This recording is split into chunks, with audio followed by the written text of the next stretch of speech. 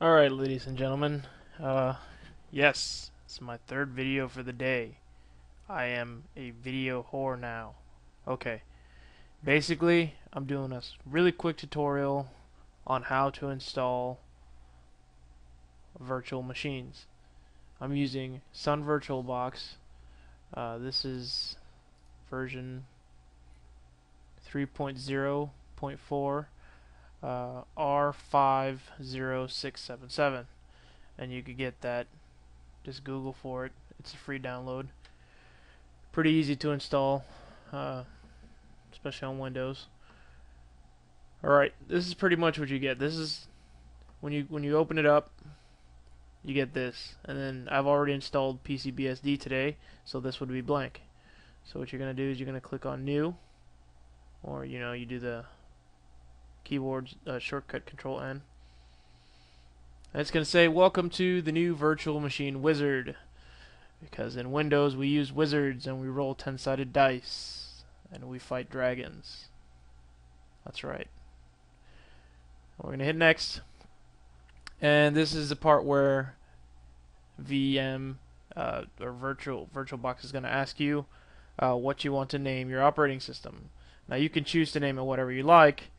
You don't have to name it the operating system you're going to install. It doesn't matter. You're going to choose the operating system because it has some pre-configured settings for certain operating systems. In this case, we're just going to click Other because it's an example.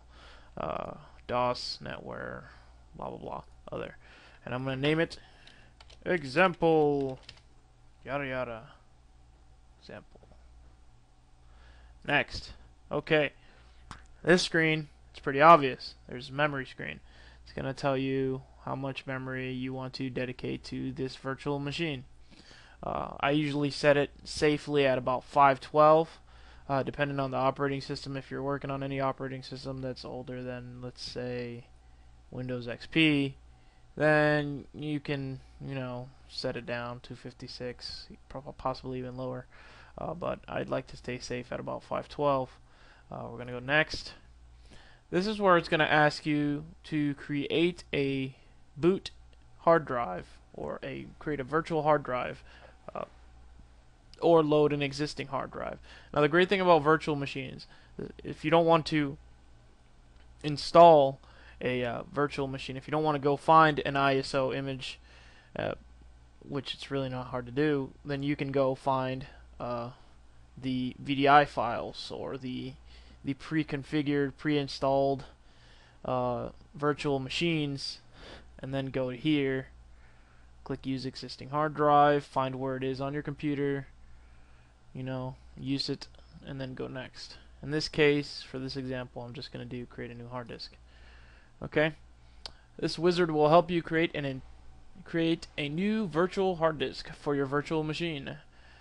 We're going to go next. Okay, now I recommend leaving this selected. The difference between these is dynamically expanding storage and fixed storage size. Now, if you're just using it to test out an operating system, leaving it on dynamically expanding storage is fine. Using fixed storage is fine too, but I mean, I'm lazy. There, I said it. I'm lazy. Too bad. We're gonna go next. Alright.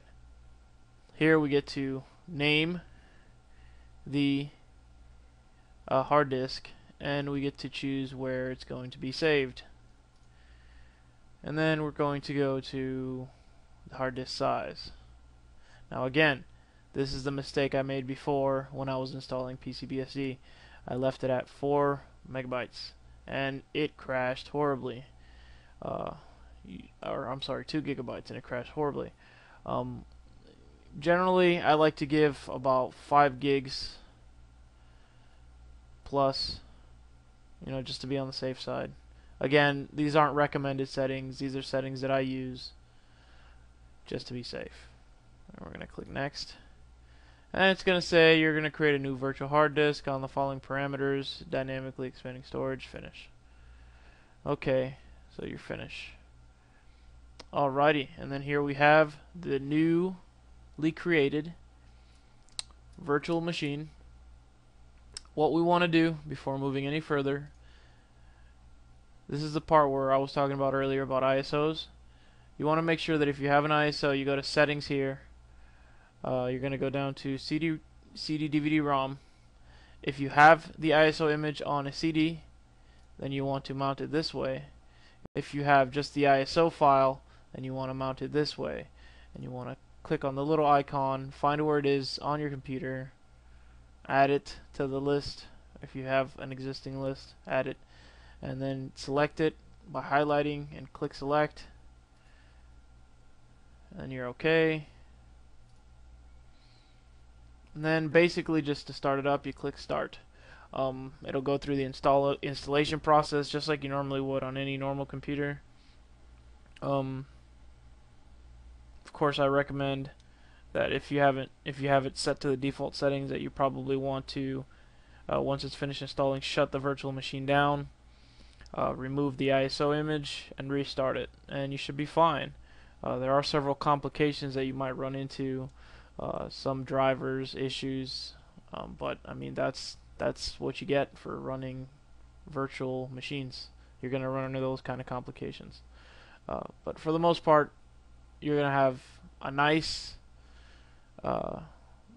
little tool for trying out different operating systems, or if you have some other use for it, like hosting a website or doing some kind of some other thing with it. There's tons of different things you can do with it. Then that's great. There you go. It's pretty simple tutorial. I think I could have said that in a lot less words, but I'm getting used to this screencast thing, so take it easy on me. I'll see you guys in the next video.